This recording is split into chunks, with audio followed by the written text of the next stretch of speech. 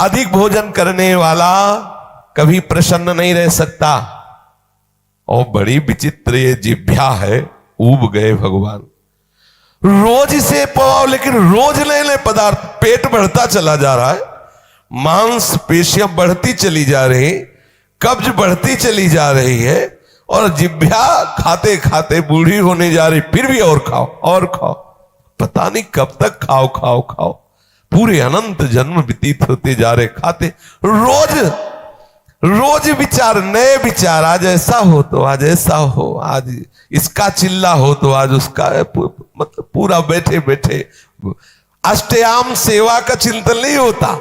होता है कि आज कौन से कौन पदार्थ पाए जाए, ये रसेंद्री है। भोजन पर साधक ध्यान दे, नहीं तो आनंद का जो विषय, मन की प्रसन्नता है, वो आप नहीं धारण कर पाएंगे।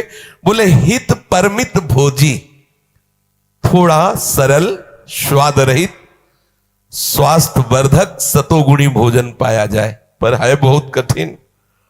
2-3 दिन अगर ऐसा उबला पाए तो चौथे दिन वो समोसे में ही ब्रजवासी के जाएगा कि वो देखो अब जो कुछ हो 2-4 ले आओ, और फिर वो अरे सब ऐसे ही चलता है। वो मन पूरा उस समय उपदेश दे करके हमें फंसा लेता है।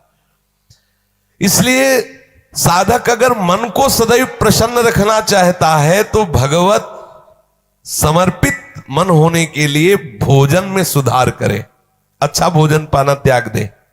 अच्छा का तात्पर्य है स्वाद युक्त, चटपटा, ये सब ऐसे सात्विक भोजन पाओ।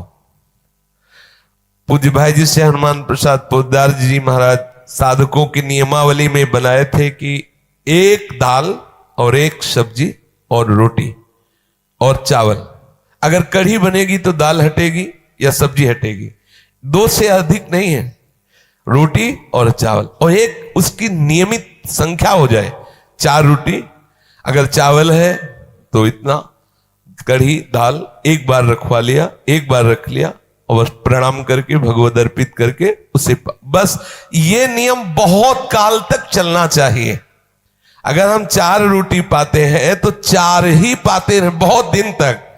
अब यहां तो देखे कि कै बच रहे हैं, बोले 2 गुलाब जामुन 2 लड्डू बच रहे, बोले रुको थोड़ा टहल लेते हैं, फिर टहल के बैठ के फिर उनको दो, तो मन प्रसादा स्थिति को प्राप्त नहीं हो पाएंगे। थोड़ा सावधान रखिए, अपनी जिह्वा को, अपने भोजन पाने के नियम को एक सीमित रखिए। बोले हित परमित भोजी, मना प्रसादा सौमत्यम के लिए हमें चाहिए कि थोड़ा भोजन बहुत बहुत लाभदायक है। थोड़ा भोजन पक्का समझना, बहुत आनंद का अनुभव होता है। कभी कभी बहुत गुस्सा आती है इस जिह्वा पे कि पूरा जीवन बर्बाद कर देती है, कभी भजन चैन से नहीं करने देती। देखो थोड़ा भोजन पाओ, जितने से आपको भोजन का ध्यान न रहे। 2 बातों में भोजन का ध्यान, अधिक पा लिया तो पेट का ध्यान रहता है कि बहुत, अब वो कैसे पचावे, ऐसे ऐसे सब उपाय करता रहता है। और अगर एकदम आपने कम पाया तो भी ध्यान रहता है कि कितनी जल्दी शाम वाला समय आए कि भोजन, ऐसा उचित स्वाद रहित भोजन बहुत आवश्यक है भजन मार्ग में, बहुत आवश्यक।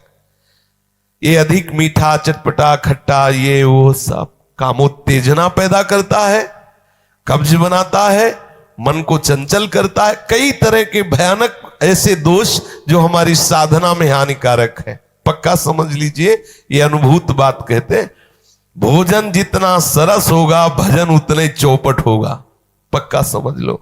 सात्विक और सरल भोजन, हमने गुरुजनों को देखा है, जीवन हो गया 2 रोटी से तीसरी नहीं पाई।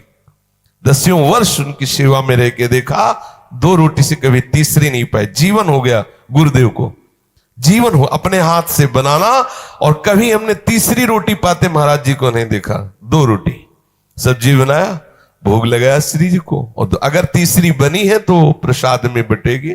आपको केवल 2 ही पाते देखा है। शाम की थोड़ा दूध ले लिया, बहुत सूक्ष्म। तो आप देखा रात रात भर बैठे रो रहे हैं श्री जी के, कोई पद चल रहा है या तो नाम में डूबे हुए, जब देखते तो हृदय जलता, कैसी रसमय स्थिति, हाय मेरा जीवन व्यर्थ जा रहा है, हम कब इस भाव को प्राप्त होंगे।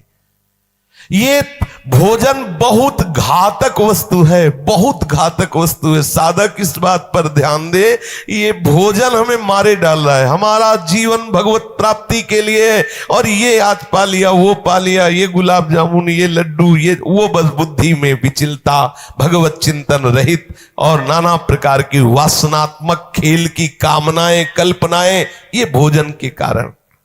बहुत आवश्यक है भोजन सुधारना। भोजन नींव है परमार्थ की। जैसा खाओ अन्न वैसा बने मन। तो मन प्रसाद कैसे प्राप्त होगे, क्योंकि आपका भोजन ठीक नहीं है।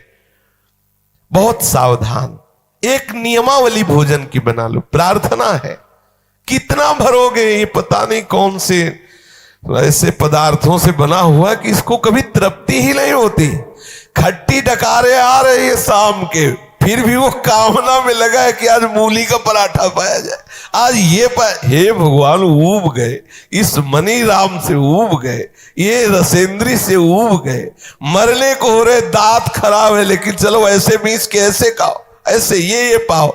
बचो, इस चाल से बचो। भोजन को साधक एक नियमावली बना लो आप, कि मुझे अगर चावल मिलेगा तो महाप्रसाद मिलेगा तो इतना, सब्जी मिलेगी तो इतनी, दाल इतनी, रोटी इतनी, बस एक बार लेना सीखो। ये बार बार परोसना, बार बार रसोई में, ये उनके लिए जो खूब मेहनत करते हैं, गृहस्थी में है, चलो जैसा विरक्त साधक को या भगवत प्राप्ति के साधक को एक बार थाल में रखवा लेना चाहिए।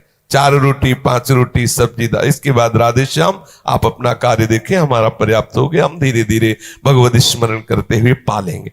एक बार पाने, हमने देखा है परमहंस महापुरुषों को, संतों को, एक बार में क्या होता है, हम अपने को संयम में रख पाते हैं। एक बार बोल दिया हमें 4 रोटी रख दो, ये रख दो, बस ठीक, चलो जाइए। या तो मधुकरी करते तो अपने अनुकूल प्रसाद। एक नियम बना लो, अगर हम 4 मधुकरी पाते हैं, 5वीं नहीं पानी चाहिए, जितना मांगे, एक नियम बना लो, उससे आप विजय प्राप्त कर लोगे इस रस इंद्री पर। यदि मन को सदैव प्रसन्न रखना है, भगवदाकार रखना है, भगवत चरणारविंद के चिंतन में मगन रखना है, तो हित परमित भोजी, आपका भोजन बहुत ठीक होना चाहिए, नियमित होना चाहिए, परमित होना चाहिए, एक नियमावली के अंतर्गत होना चाहिए। पक्का समझ लो, वो नियमावली कई वर्षों तक बराबर एक जैसी चले। देखो, आपकी एक अवस्था आ जाएगी आनंद की, बड़ा आनंद का विषय है। ये भोजन ही हमें परेशान करता है, भोजन ही हमें विषय की तरफ प्रेरित करता है, भोजन ही हमारे हृदय में क्रोधादि वृत्तियों को जागृत करता है, भोजन ही हमारे अंदर नींद आदि बढ़ाता है। बहुत सात्विक और नियमित परमित भोजन हमें मन प्रसादा स्थिति में निश्चित प्रतिष्ठित